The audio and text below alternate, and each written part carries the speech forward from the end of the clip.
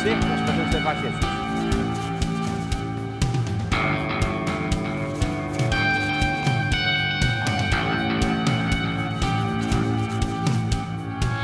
Invista neste canal. Invista em um mundo melhor.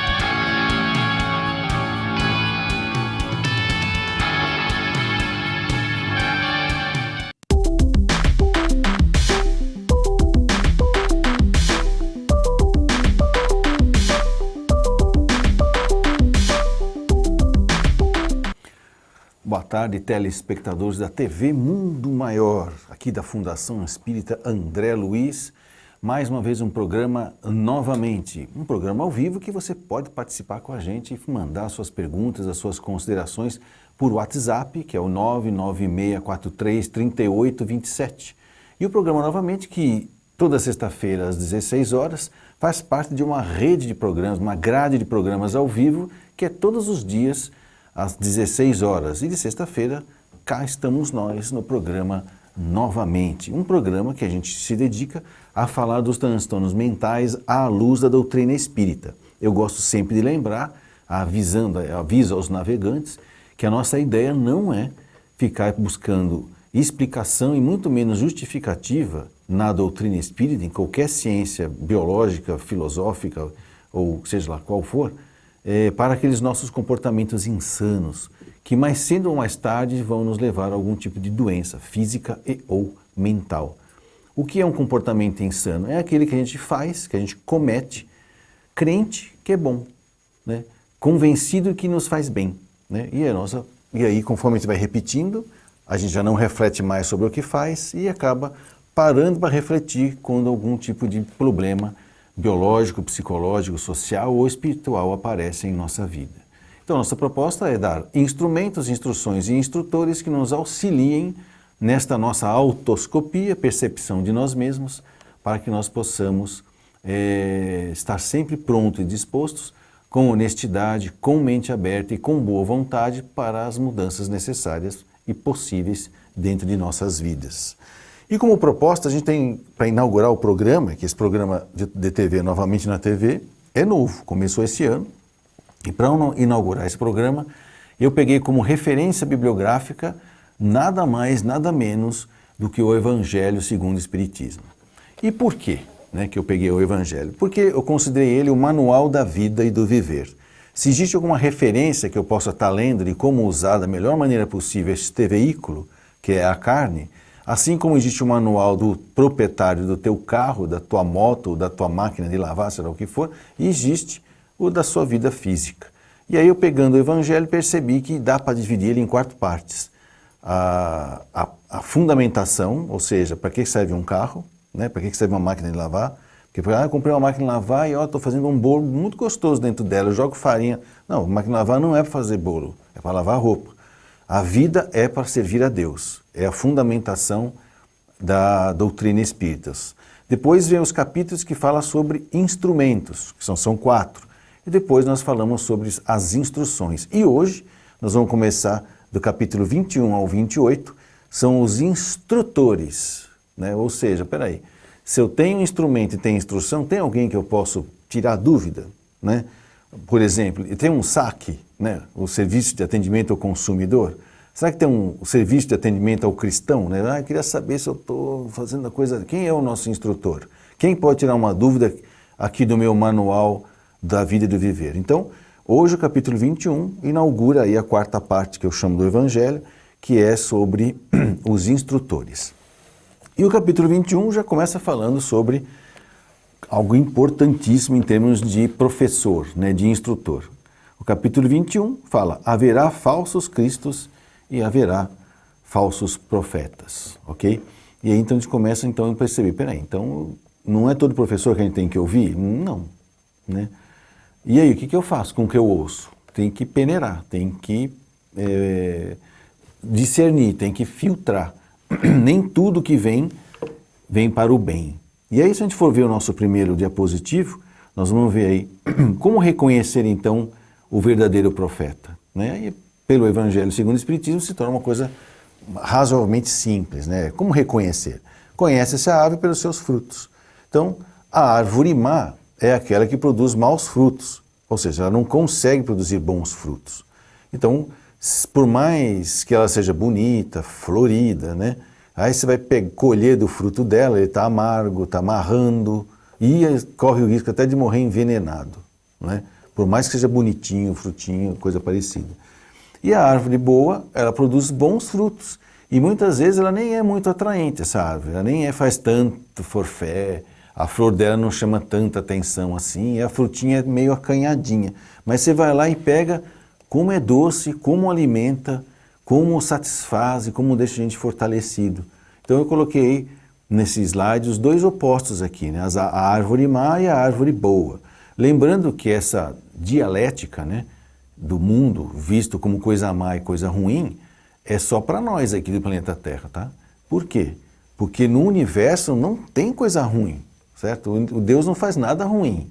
O que existe, e é possível, e você e eu, principalmente eu, posso estar fazendo agora, é um mau uso das coisas boas que Deus nos deu, ok? E aí sim, isso é que a gente chama de mal, mas não tem nada de ruim. Deus não criou nada de ruim, né? Porém, a gente pode, por ignorância ou por vontade própria, ou seja, a gente não está muito querendo obedecer às leis de amor, quer fazer do meu jeito, que acho que dá certo, aí começa a fazer um uso diferente das coisas, das pessoas, dos lugares, das situações, pode ter esses resultados nefastos, inesperados, e então a gente fala, tá vendo? Coisa ruim. Não, vamos dizer assim, saiu mal, né? Mal com U, né? De mau jeito, né? É um advérbio, não é mal com L de maldade, porque a maldade não existe. Então, quando a gente fala, vamos reconhecer um bom profeta, olha o que ele faz, né? E cuidado, né? Que não fica olhando só a cor, né? O som e o sabor das coisas que ele faz. Tem que olhar a essência, né? Se realmente aquilo é nutritivo, se aquilo como é que chama? Sustenta. E principalmente se o profeta faz, né, aquilo que ele fala, ou aquilo que ele prega, vamos dizer assim. Então, um falso profeta, ou a missão de um profeta, é poder trazer para a gente informações. Às vezes nós vamos ter que peneirar essas informações, por dois motivos. Primeiro, que o profeta, nenhum profeta ou nenhuma pessoa é falha, tá? Sempre vai ter um pouco do conteúdo emocional dele no meio das suas profecias. E por que isso? Porque não tem como você passar uma água pura e cristalina que vem de Deus pelo barro do filtro de um médium e que não fica um pouquinho o gosto do barro. Não tem como, tá? E aí então é por isso que a gente precisa filtrar um pouquinho o que as pessoas falam, principalmente aquelas pessoas que são de grande consideração, porque nem sempre aquilo é possível para nós, ou é plausível para nós naquele momento e assim por diante. Por isso, peneirar sempre. Mas olha, se você quer, por exemplo, entender ou aceitar, ou pelo menos buscar entender mais e compreender o que uma pessoa está te falando, procura saber sobre ela. Aí que é uma curiosidade. A primeira vez que eu comecei a ler livros espíritas foi um livro que ficava sambando na minha prancheta de desenho, que eu era estudante de edificações lá na Escola Técnica Federal de São Paulo. E aquele livro ficava sambando na minha frente, até que um dia eu resolvi pegar, no auge da minha rebeldia juvenil, dos meus 17 anos, que eu conseguia provar que Deus não existia, porque com 17 anos eu já sabia fazer cálculo integral e derivadas, e eu sabia que manipulando números você prova qualquer coisa. Então, partindo de um pressuposto falso, você prova qualquer besteira. Naquela época eu conseguia provar que 2 é igual a 5. Ninguém entendia como que eu fazia isso, porque tinha um momento lá em que eu fazia um pressuposto falso que era tido como verdadeiro entre as pessoas. Eu fiz isso para provar que Deus não existia, né? No auge da rebeldia. E aí, eu catei esse livro, como eu já tinha lido várias coisas sobre várias religiões, eu peguei esse livro e falei assim, deixa eu ver o que esses macumbeiros faz na vida, né? Não sabia nada sobre nada, né? Eu era um adolescente revoltado. Peguei esse livro e fui ler o autor do livro, né? Aí tinha uma biografia do autor e eu já tinha aprendido, cuidado, não pegue nada de verdade sem saber quem escreveu. A gente chama isso aqui uma pró-meta-análise. O que é isso?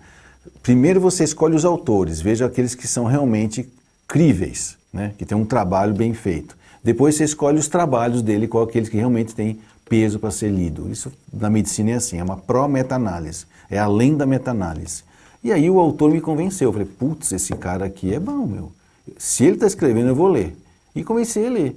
E aí aquilo foi tirando minha revolta, porque era pautado na razão. Qual era esse livro?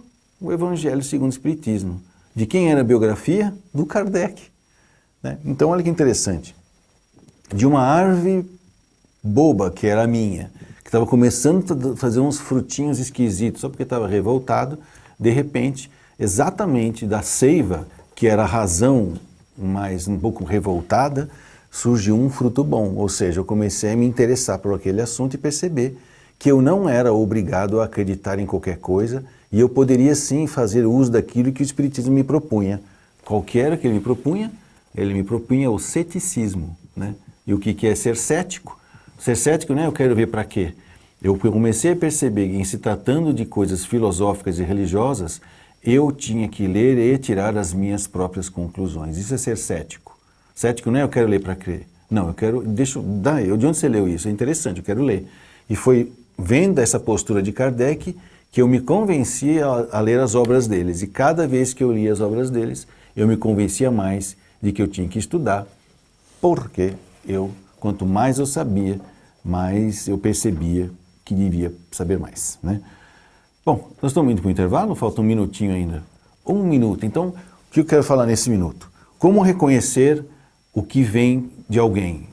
Não é só pelo que ele fala, como ele fala, se tem festa, fanfarra, fogos, doces, como é que chama? Vedetes ao voto de cuidado.